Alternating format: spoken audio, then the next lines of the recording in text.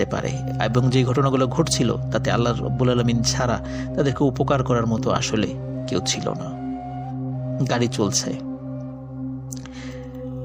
গাড়ি যখন নোয়াখালীর কাছাকাছি চলে আসে তখন ওই গাড়িটা একটু যাত্রা বিরতির প্রয়োজন হয়।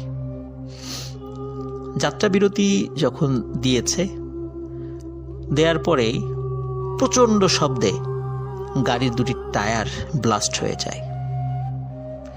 ড্রাইভার এবং আরও অন্যান্য যারা ছিলেন তারা গাড়ির কাছে চলে আসেন, এসে দেখেন গাড়ির দুটো টায়ার পাংচার হয়ে গেছে। এবং অদ্ভুত ব্যাপার হলো, গাড়ির টায়ার পাংচার হওয়ার একটা বিষয়টা স্বাভাবিক ছিল না। কারণ হচ্ছে তারা গাড়ির টায়ারের দিকে তাকিয়ে দেখে কোনো ভয়ানক প্রাণী তার শক্তিশালী সুচালো দাঁত দিয়ে টায়ারের উপর কামড় দিয়ে টায়ারের একটি অংশ ছিঁড়ে নিয়ে চলে গেছে। এবং শুধু যে একটি টায়ারের সাথে বিষয়টি হয়েছিল তা কিন্তু নয়, দুটি টায়ারের সাথে একই ঘটনা ঘটে। মজার বিষয় হচ্ছে যে ওই গাড়িতে দুটি স্পেয়ার টায়ার ছিল। যদি একটি টায়ার থাকতো তাহলে খুব বিপদ হয়ে যেত।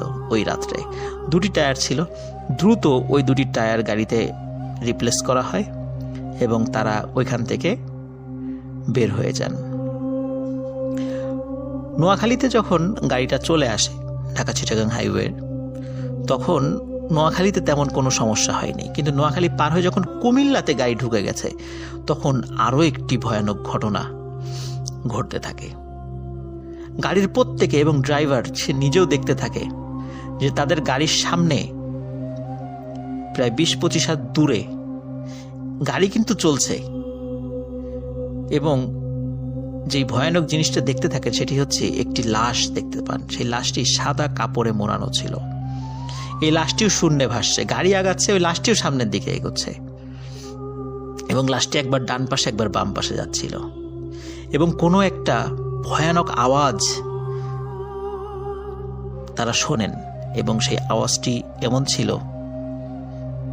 তোদের গাড়িতে থাকা লাশটি দিয়ে যা, নাহলে কিন্তু সবাই মরবি। এই গাড়িটা এখন অ্যাক্সিডেন্ট হবে, যদি বাঁচতে চাস লাশ দিয়ে যা। কিন্তু গাড়িতে থাকা প্রত্যেকেই এই বিষয়ে ডিটারমাইন্ড হন যে কোনো অশুভ শক্তির কাছে আমরা লাশ হস্তান্তর করব না। অশুভ শক্তি যত শক্তিশালী ভাব দেখানোর চেষ্টা করুক না কেন, আল্লাহর শক্তির সামনে এগুলো কিছুই নয়। আর একটা মানুষের লাশকে কখনো এই পিশাচের হাতে আমরা তুলে দিতে পারি না, আর আমাদের প্রিয়জনের লাশ। সুতরাং